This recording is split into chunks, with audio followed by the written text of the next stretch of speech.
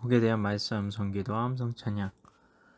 예레미야서 32장 39절 말씀.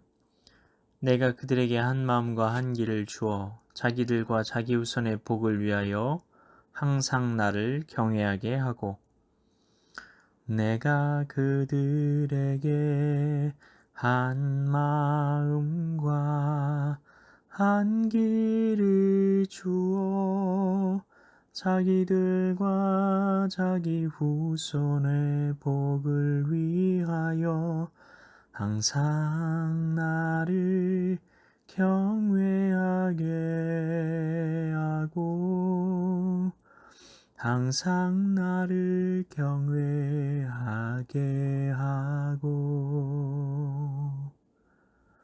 말씀 기도입니다. 하나님 아버지, 하나님께서 한 마음과 한 길을 이스라엘 백성들에게 주어 복을 주시게 하신다고 말씀하시는데, 그러면 애초부터 그렇게 하시면 되는 것 아닌가요? 왜 이제서야 그들이 온갖 고난을 다 당하고 난 뒤에 이런 약속을 주시는 것인가요?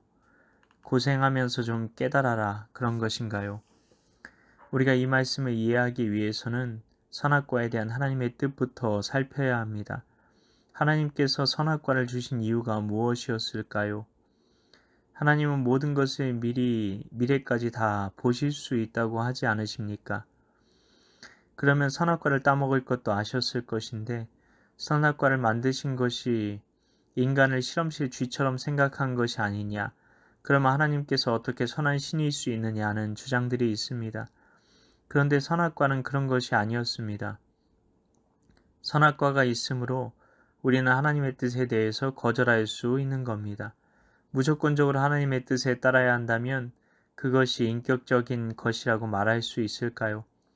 하나님께서는 우리가 하나님의 뜻에 자발적으로 순종하길 원하셨습니다. 하나님께서는 우리를 가스라이팅 하시는 분이 아니십니다.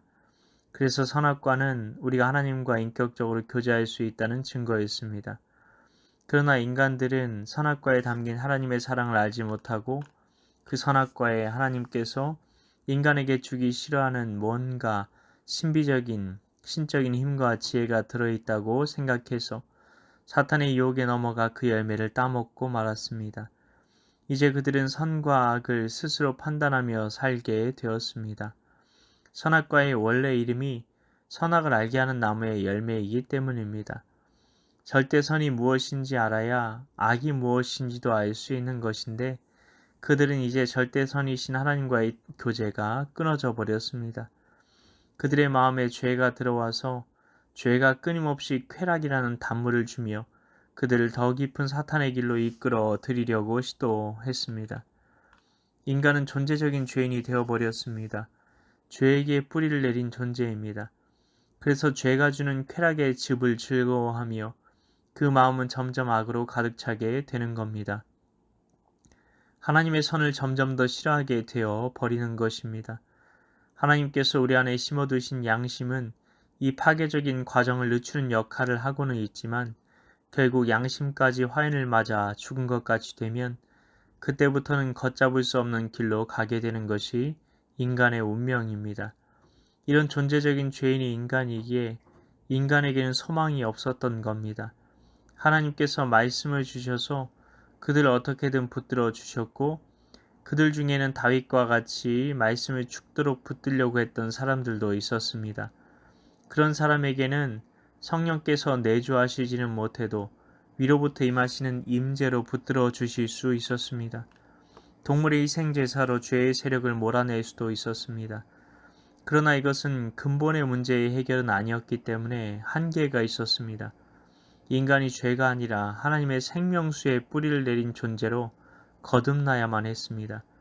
그래서 예수님께서 오셔서 희생제물이 되시고 성령께서 예수 그리스도의 피로 정결하게 된 심령에 들어오셔서 인간의 생명이 되어주시는 역사가 일어나야 했던 것입니다. 오늘 말씀은 바로 그것에 대한 기록입니다. 바로 새 언약에 대한 기록이라는 것입니다. 옛 언약과 새 언약에 대해 우리는 잘 알아야 합니다. 옛 언약은 시내산에서 모세를 통해 하나님께서 주신 언약을 말합니다. 그것은 돌판에 새겨져서 구약의 이스라엘 백성들에게 주어졌습니다. 그러나 새 언약은 오순절에 성령님께서 직접 예수 그리스도의 피공로를 믿는 이들의 심령에 오셔서 우리가 말씀을 읽고 암송하며 묵상할 때 우리 마음판에 말씀을 새기시는 역사가 바로 새 언약입니다. 어떤 신비적인 능력을 행하는 존재, 다른 성도들과 구별된 특별한 영적인 초월적인 계급을 가진 자가 되는 것이 아니라는 겁니다. 우리는 다 왕 같은 제사장입니다. 어떤 사람은 섬김의 은사가 있는 사람, 어떤 사람은 가르치는 은사가 있는 사람, 어떤 사람은 구제의 은사가 있는 사람이 있고, 어떤 사람은 영분별, 방언, 능력 행함 등의 은사가 있는 사람도 있을 뿐인 겁니다. 교회에서 엄연하게 크게 역할 구분은 영적인 대제사장으로 부르신 목사님과 제사장으로 부르신 성도들이 있을 뿐입니다. 그리고 이것은 어떤 계급을 말하는 것이 아닙니다. 그냥 주님의 대언자로 부르신 겁니다. 그렇다고 해서 역할만 다른 사람이니 특별한 존중이 필요 없다. 이렇게 생각하면 안 됩니다.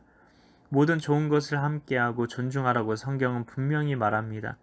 주일에 전념하니 그 생계를 위해 교회가 헌금도 해야 한다고 말합니다.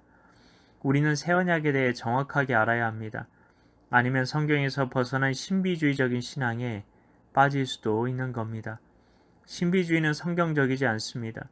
이것은 성령의 역사를 부인하는 것이 아닙니다. 성경 말씀에서 벗어난 성령의 역사는 있을 수가 없다는 것을 알아야 한다는 것입니다.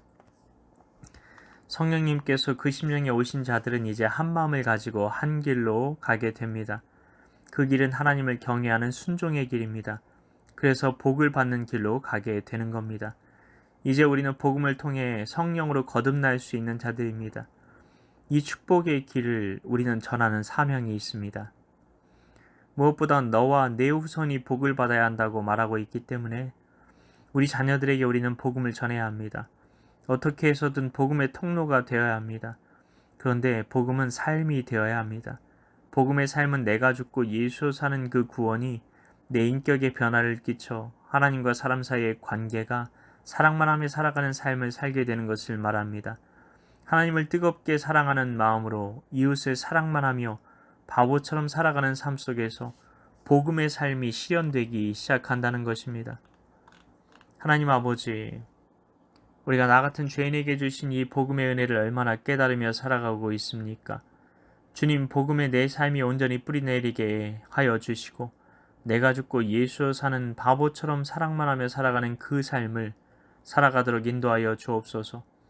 우리 가정의 내 주변 사람들에게 하나님께서 흘려보내시기 원하시는 그 사랑의 통로로 저를 삼아 주옵소서. 이를 위해 오늘도 말씀 암송 기도와 암송 찬양 가운데 나아가오니 성령으로 임하사 하나님 나라가 우리를 통해 확장되게 하옵소서. 믿고 감사드리오며 예수님 이름으로 기도하옵나이다. 아멘.